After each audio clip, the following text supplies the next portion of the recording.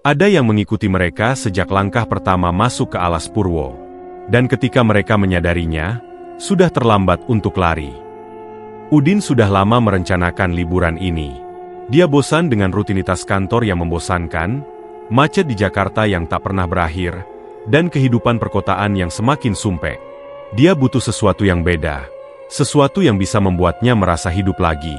Ketika salah satu temannya di kantor bercerita tentang alas Purwo, hutan legendaris di Banyuwangi yang dikenal dengan keindahannya, Udin langsung tertarik. Awalnya dia hanya ingin pergi sendiri, tapi Siska, istrinya, protes keras. Menurut Siska, keluarga mereka jarang sekali menghabiskan waktu bersama akhir-akhir ini. Akhirnya, keputusan pun dibuat, mereka akan pergi ke alas Purwo sebagai satu keluarga. Bagas, anak mereka yang baru berusia 8 tahun, tampak sangat antusias mendengar rencana itu. Bagi bocah seusianya, petualangan di hutan terdengar seperti mimpi yang jadi kenyataan. Udin juga mencoba meyakinkan dirinya sendiri bahwa ini adalah ide yang bagus. Lagi pula, banyak orang-orang yang datang ke alas Purwo untuk trekking atau sekadar menikmati alam. Tidak ada yang aneh dari rencana ini, kan? Mereka tiba di Banyuwangi pada pagi hari setelah menempuh perjalanan panjang dari Jakarta. Cuaca cerah, dan udara terasa lebih segar dibandingkan asap knalpot yang biasa memenuhi paru-paru di ibu kota. Setelah menyewa mobil untuk menuju lokasi hutan, mereka mulai masuk ke area pinggiran alas Purwo. Di sini, suasana sudah mulai berubah. Jalan aspal mulus yang tadinya mereka lalui kini berganti menjadi jalanan tanah yang berdebu. Pepohonan di sekitar semakin rapat, dan sinar matahari susah menembus dedaunan tebal yang saling bertumpuk di atas kepala. Sebelum benar-benar masuk lebih dalam, mereka sempat berhenti di sebuah warung kecil milik warga lokal.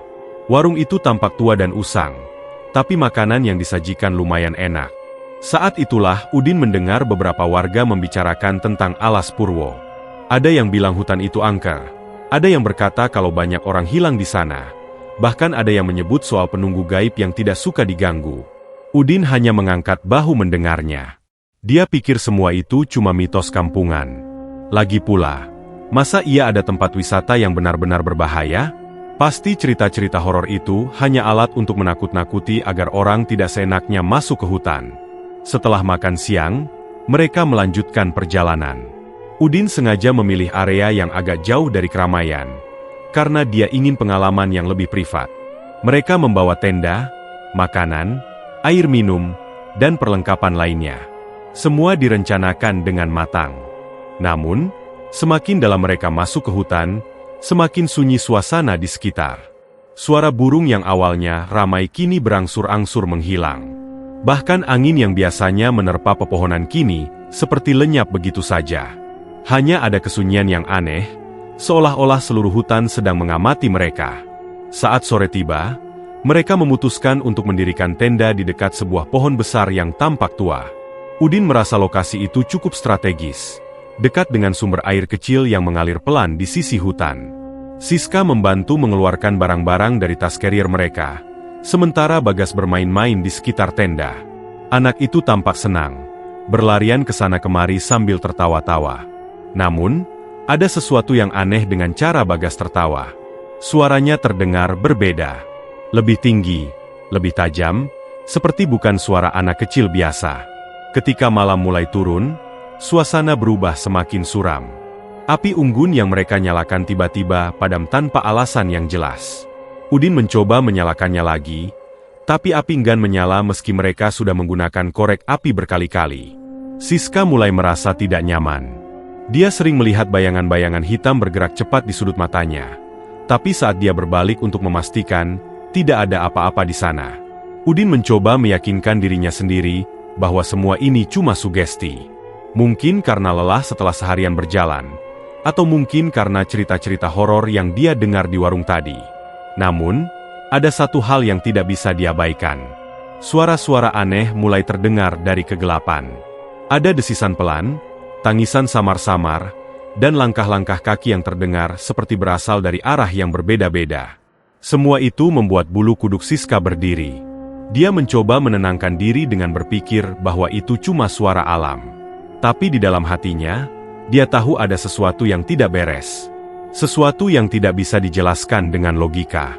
Mereka semua tidur dengan perasaan was-was malam itu. Tidak ada yang benar-benar bisa memejamkan mata. Udin berusaha tetap tenang. Tapi dia tahu bahwa mereka telah memasuki wilayah yang tidak sepenuhnya mereka pahami. Dan entah kenapa, dia merasa seperti ada banyak pasang mata yang mengamati mereka dari balik kegelapan hutan. Pagi datang dengan sinar matahari yang sulit menembus dedaunan tebal di atas kepala. Udara terasa dingin dan lembab, seperti ada sesuatu yang tak terlihat meresap ke dalam kulit mereka. Udin bangun lebih dulu, tubuhnya terasa kaku setelah semalaman hanya tidur di atas tanah keras. Dia mencoba meregangkan otot-ototnya sambil mengamati sekitar. Tenda mereka tampak masih utuh, tapi ada sesuatu yang aneh. Barang-barang yang mereka susun rapi di dekat api unggun kini tersebar berantakan, padahal tidak ada angin kencang semalam.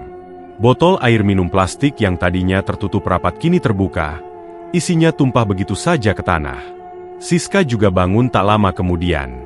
Wajahnya pucat, matanya sayu seperti orang yang baru mengalami mimpi buruk.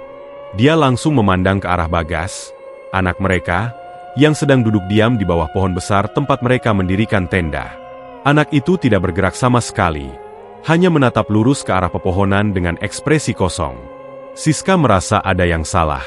Dia mencoba memanggil nama Bagas, tapi tidak ada respons. Tubuhnya gemetar saat dia mendekati anaknya, khawatir kalau sesuatu terjadi pada bocah itu. Udin, yang melihat gelagat aneh dari istri dan anaknya, mulai menyadari bahwa mereka harus segera keluar dari hutan ini. Dia memutuskan untuk membereskan barang-barang dan mencari jalan pulang. Namun, ketika dia berjalan beberapa langkah menjauh dari tenda, dia menyadari bahwa jalur yang mereka lewati kemarin sudah tidak ada lagi. Pepohonan yang tadinya membentuk semacam jalan setapak kini tertutup oleh semak belukar tebal yang terlihat seperti belum pernah tersentuh manusia. Udin mencoba mencari-cari, tapi hasilnya tetap sama. Mereka tersesat. Rasa panik mulai menyelimuti keluarga itu.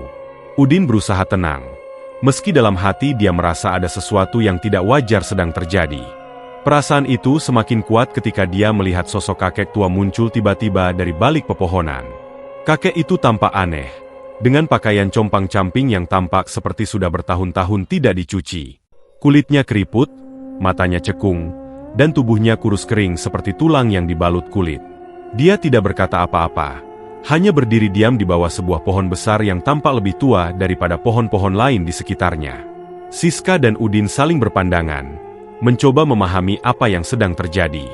Ada sesuatu yang tidak biasa dengan kakek itu. Gerakannya lambat, tapi entah kenapa, dia bisa muncul begitu saja tanpa suara.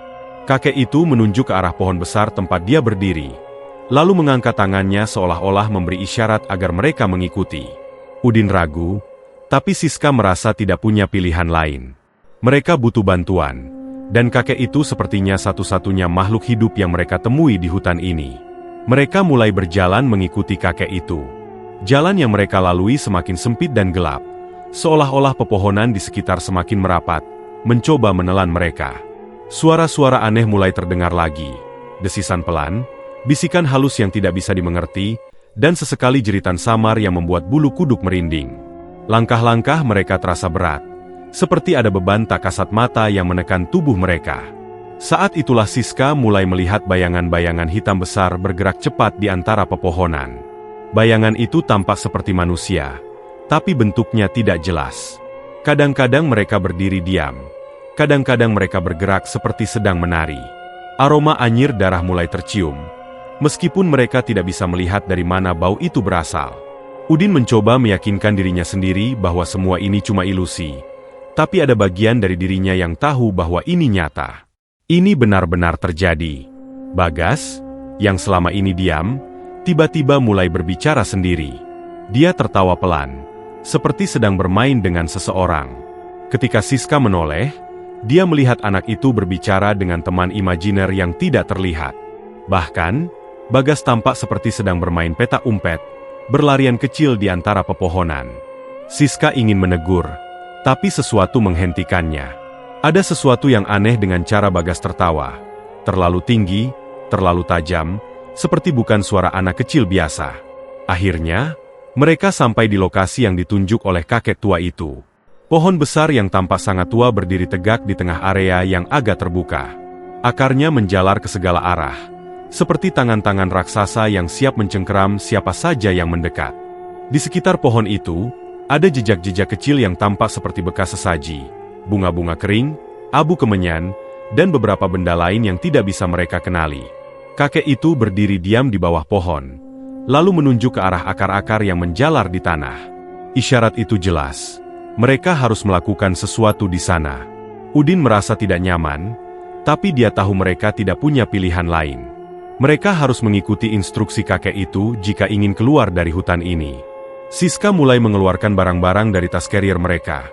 Makanan, bunga yang masih tersisa dari persediaan mereka, dan beberapa benda lain yang mereka bawa. Semua itu diletakkan di bawah pohon besar sebagai sesaji. Udin tidak yakin apakah ini akan berhasil. Tapi dia mencoba meyakinkan dirinya sendiri bahwa ini cuma ritual kuno yang tidak berbahaya. Namun, ada sesuatu yang terjadi saat mereka meletakkan sesaji itu. Udara di sekitar tiba-tiba berubah dingin menusuk tulang. Suara-suara aneh yang sebelumnya hanya terdengar samar-samar kini semakin keras. Seperti ada banyak orang berbisik di telinga mereka. Bayangan-bayangan hitam yang mereka lihat sebelumnya mulai bergerak lebih cepat. Dan aroma anyir darah semakin menyengat. Siska merasa ada sesuatu yang tidak terlihat sedang mendekat. Sesuatu yang besar dan menyeramkan. Di tengah ketegangan itu, Bagas tiba-tiba berdiri diam di depan pohon besar. Dia tidak bergerak sama sekali, hanya menatap lurus ke arah batang pohon yang penuh dengan akar-akar menjalar. Senyum aneh terlihat di wajahnya, senyum yang tidak pernah Siska lihat sebelumnya. Udin mencoba mendekati anaknya, tapi kakinya seperti terperangkap dalam lumpur tebal. Dia tidak bisa bergerak sama sekali. Dan saat itulah mereka menyadari bahwa mereka telah masuk ke wilayah yang tidak seharusnya mereka ganggu. Sesuatu di alas Purwo tidak senang dengan kehadiran mereka. Udin merasa tubuhnya seperti ditarik oleh kekuatan tak kasat mata. Kakinya yang tadi terasa berat kini benar-benar lumpuh, seolah-olah ada rantai tak terlihat yang mengikatnya erat ke tanah. Dia mencoba melawan, menarik napas dalam-dalam sambil berusaha menggerakkan otot-ototnya. Tapi semakin dia berusaha, semakin kuat tekanan itu. Pandangannya mulai kabur, dan dia merasa seperti sedang tenggelam dalam kolam lumpur dingin yang menyedot seluruh tenaganya. Di sisi lain, Siska juga merasakan hal serupa. Tubuhnya gemetar hebat, bukan karena ketakutan semata, tapi karena ada sesuatu di udara, sebuah energi gelap yang membuatnya sulit bernapas. Bagas masih berdiri diam di depan pohon besar itu. Anak itu tampak seperti boneka yang dikendalikan oleh tali tak terlihat. Matanya kosong. Senyum aneh yang merekah di wajahnya membuat perut Siska mual. Ada sesuatu yang salah dengan anaknya. Sangat salah. Dia ingin berlari ke arah Bagas, memeluknya, membawanya kembali ke tenda. Tapi kakinya tidak bisa digerakkan sama sekali. Semua upayanya hanya membuat tubuhnya semakin lemah, seperti baterai yang habis dayanya. Kakek tua yang sebelumnya menuntun mereka ke lokasi itu sudah lenyap begitu saja. Tidak ada jejak atau suara langkah kakinya yang tersisa. Udin sempat berpikir bahwa kakek itu hanyalah ilusi. Tapi pikiran itu langsung hilang ketika dia melihat sosok-sosok hitam mulai muncul dari balik pepohonan. Awalnya hanya satu, lalu dua, kemudian lebih banyak lagi. Mereka bergerak cepat, seperti bayangan yang hidup, meluncur di antara akar-akar pohon dan dedaunan. Bentuk mereka tidak jelas, kadang-kadang seperti manusia, kadang-kadang seperti binatang, tapi semua itu terlihat samar, seperti asap yang bergoyang-goyang. Udara di sekitar semakin dingin, hingga embun mulai menetes dari daun-daun di atas kepala. Aroma anyir darah yang sebelumnya hanya tercium samar-samar kini semakin menyengat, seperti ada genangan darah segar yang disembunyikan di balik akar-akar pohon besar itu. Siska merasa dadanya sesak. Napasnya pendek-pendek, dan matanya berkaca-kaca karena ketakutan. Dia mencoba berteriak, tapi suaranya seperti ditelan oleh kegelapan yang semakin tebal. Tidak ada yang keluar dari mulutnya selain napas berat yang terputus-putus. Saat itulah mereka mendengar suara jeritan. Jeritan itu datang dari segala arah, memenuhi telinga mereka seperti musik keras yang tidak bisa dimatikan. Suara itu tidak mirip dengan jeritan manusia biasa. Ada sesuatu yang liar dan ganas di dalamnya, seperti campuran raungan binatang buas dengan tangisan wanita yang putus asa. Jeritan itu bergema di sekitar mereka, memantul-mantul di antara pepohonan, membuat mereka merasa seperti sedang berada di dalam kotak tertutup tanpa jalan keluar. Udin akhirnya berhasil menggerakkan tubuhnya meski hanya sedikit. Dia mencoba meraih tas carrier mereka yang berisi senter dan pisau lipat. Jika ini adalah makhluk gaib, dia tidak yakin senjata fisik akan membantu. Tapi setidaknya dia ingin mencoba. Namun, saat tangannya hampir menyentuh tas itu, sebuah akar besar tiba-tiba muncul dari tanah dan melilit pergelangan tangannya. Akar itu dingin dan licin, seperti kulit ular basah. Udin mencoba melepaskan diri, tapi akar itu semakin erat, hingga dia merasa tulangnya hampir patah. Dia menoleh ke arah Siska, berharap istrinya bisa membantu. Tapi yang dia lihat malah Siska yang sedang ditarik oleh akar-akar lain ke arah pohon besar itu. Siska berusaha melawan, tapi tubuhnya terlalu lemah untuk melawan kekuatan yang menyeretnya. Akar-akar itu melilit kakinya, pinggangnya, bahkan lehernya. Wajahnya memerah karena kesulitan bernapas, dan matanya dipenuhi air mata yang terus mengalir tanpa henti. Dia mencoba meraih tangan Udin, tapi jarak di antara mereka semakin jauh. Udin hanya bisa melihat istri yang dicintainya itu ditarik masuk ke dalam gulungan akar-akar raksasa yang menjalar di sekitar pohon besar itu. Di tengah kekacauan itu, Bagas masih berdiri diam. Tapi kali ini, dia tidak sendirian. Ada sesosok bayangan kecil berdiri di sampingnya, seperti refleksi dirinya sendiri. Bayangan itu memiliki wajah yang sama persis dengan Bagas, tapi matanya hitam pekat tanpa pupil, dan senyumnya terlalu lebar, hingga nyaris membelah wajahnya menjadi dua. Udin merasa nafasnya terhenti ketika dia menyadari bahwa bayangan itu bukanlah bayangan biasa. Itu adalah sesuatu yang lain, sesuatu yang tidak seharusnya ada di dunia ini. Tiba-tiba, suara derap langkah kaki terdengar dari kejauhan. Langkah-langkah itu berat dan lambat, seperti orang yang sedang berjalan dengan beban besar di pundaknya. Suara itu semakin dekat, hingga akhirnya mereka melihat sesosok makhluk besar muncul dari balik pepohonan. Makhluk itu tinggi, lebih tinggi dari pohon-pohon di sekitarnya, dengan tubuh yang terbuat dari akar-akar hitam yang saling bertautan. Kepalanya berbentuk seperti tengkorak manusia, tapi matanya menyala seperti bara api. Mulutnya terbuka lebar, menampakkan barisan gigi tajam yang tampak seperti cabang-cabang pohon. Makhluk itu tidak bergerak cepat, tapi setiap langkahnya membuat tanah di sekitar mereka berguncang. Udin merasa tubuhnya semakin lemah, seperti ada gravitasi tambahan yang menekan tubuhnya ke tanah. Dia mencoba meraih tas carrier lagi, tapi kali ini akar-akar yang melilit tangannya semakin erat, hingga dia merasa darahnya berhenti mengalir. Matanya mulai berkunang-kunang, dan pandangannya semakin buram. Dia melihat Siska yang sudah tidak bergerak lagi, tubuhnya sepenuhnya dililit oleh akar-akar pohon besar itu. Hanya Bagas yang masih berdiri di sana, bersama bayangan kecil yang menemaninya. Akhirnya, makhluk itu berhenti tepat di depan Udin. Udara di sekitar semakin dingin, hingga napasnya berubah menjadi uap putih yang langsung lenyap begitu keluar dari mulutnya. Udin merasa seperti ada ribuan jarum menusuk kulitnya, membuatnya sulit bernapas. Saat itulah dia menyadari bahwa ini adalah akhirnya. Dia tidak bisa melawan, tidak bisa lari, tidak bisa berbuat apa-apa. Tubuhnya roboh ke tanah, dan pandangannya gelap total. Sebelum benar-benar kehilangan kesadaran, Udin melihat bayangan terakhir, Bagas yang melambaikan tangan kepadanya, dengan senyum aneh yang masih merekah di wajahnya. Beberapa hari setelah kejadian itu, tim penyelamat dari desa terdekat akhirnya tiba di lokasi. Mereka dikirim oleh warga lokal yang mulai curiga ketika keluarga kecil itu tidak kembali sesuai jadwal. Tim ini terdiri dari beberapa orang yang sudah biasa masuk ke alas Purwo, tapi bahkan mereka pun merasa was-was kali ini. Ada sesuatu yang berbeda dengan hutan itu belakangan ini. Udara terasa lebih berat, suara-suara aneh semakin sering terdengar, dan pepohonan tampak seperti bergerak meski tidak ada angin. Tim itu memulai pencarian dari lokasi terakhir yang dilaporkan oleh keluarga itu sebelum menghilang. Tidak butuh waktu lama bagi mereka untuk menemukan jejak-jejak yang ditinggalkan. Sisa-sisa tenda, barang-barang pribadi yang tersebar di tanah, dan beberapa bungkus makanan yang masih utuh. Semua barang itu tampak seperti ditinggalkan dalam keadaan tergesa-gesa, tapi tidak ada tanda-tanda adanya perkelahian atau kekerasan fisik. Hanya ada kesunyian yang mencekam, seperti hutan itu sedang menyembunyikan rahasia besar. Mereka melanjutkan pencarian hingga sampai di sebuah area terbuka di dekat pohon tua penunggu.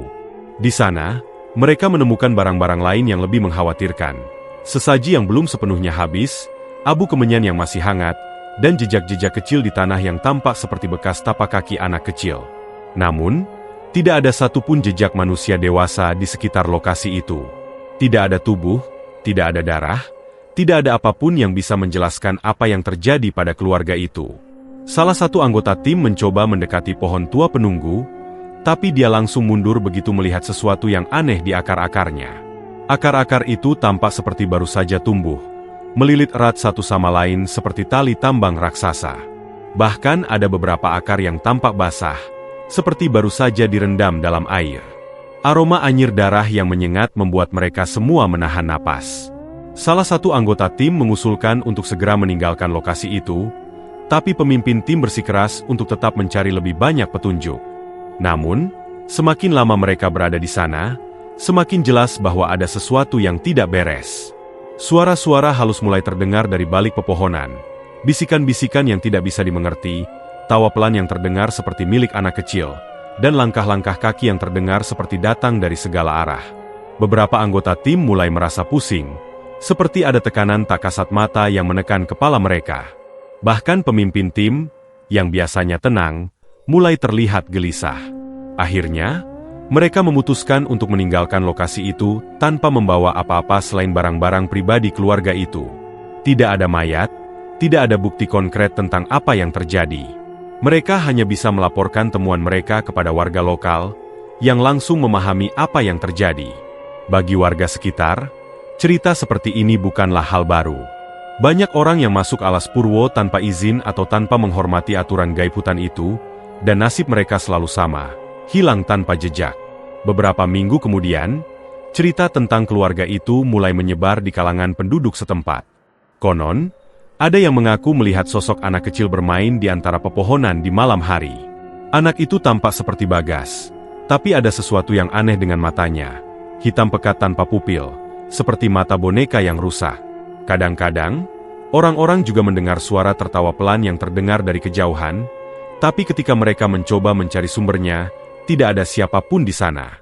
Cerita itu akhirnya menjadi legenda baru di alas Purwo.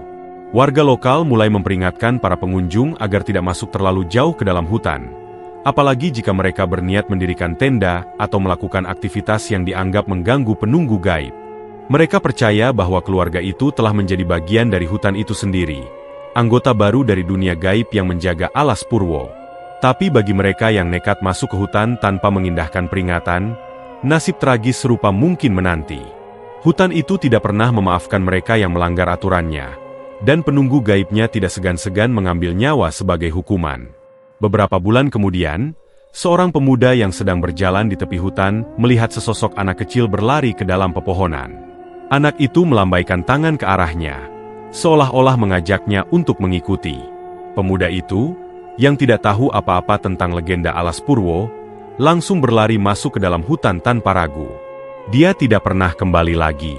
Hutan itu tetap sunyi, seperti sedang menunggu korban berikutnya.